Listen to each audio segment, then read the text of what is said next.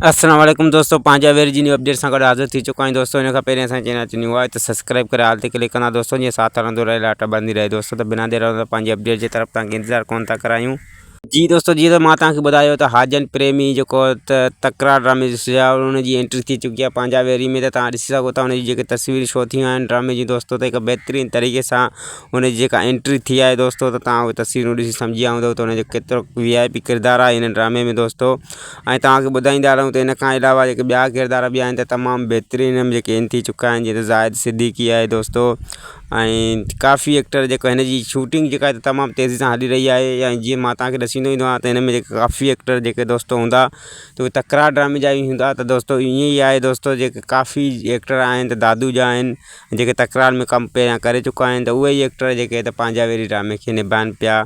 ऐं तव्हांखे छोकिरियुनि में ॾसींदा रहूं त एंजल गज़ल बि आहे दोस्तों, ऐं मुर्ख सखर वारी बि आहे दोस्तों। ऐं काफ़ी ॿी बि दोस्तों एक्टरियूं आहिनि जेके हिन ड्रामे खे जेको अॻिते खणी हलंदियूं दोस्तों। त हिकु बहितरीनु तरीक़े सां हिन ड्रामे खे जेको आहे त मुख़्तलिफ़ तरीक़े सां शूट कयो वियो आहे। हिन में सत्तार लाड़ बि आहे, तव्हांखे अॻे में ॿुधाए चुका आहियूं असां दोस्तों। ऐं मुर्ख सखर वारी हिकु बहितरीनु एक्टर आहे जेका तव्हांखे रियासत ड्रामे में बि नज़र ईंदी ऐं हिन ड्रामे में बि नज़र ईंदी दोस्तों। त हिन ड्रामे खे जेको 4 चंड लॻी विया आहिनि दोस्तों। ऐं काफ़ी हिन जी जेका रिकॉर्डिंग जेका त मुकमल थी चुकी आहे। ऐं तव्हांखे घणो इंतज़ारु कोन करणो पवंदो दोस्तों। तक़रीबन हिन जा जेके शूटिंग जेका आहे त तेज़ी सां जेका हली रही आहे दोस्तों। हिन जी शूटिंग जेका त रुकी न आहे। जी दोस्तों, उमेद आहे त हीअ वीडियो तव्हांखे पसंदि आई हूंदी। वधीक वीडियो ॾिसण ॿुधण लाइ सब्सक्राइब कयो असांजे चैनल खे, जीअं अहिड़ियूं अपडेटियूं तव्हां ताईं बर वक़्तु पहुचंदियूं रहनि। ख़ुदा हाफ़िज़ दोस्तों।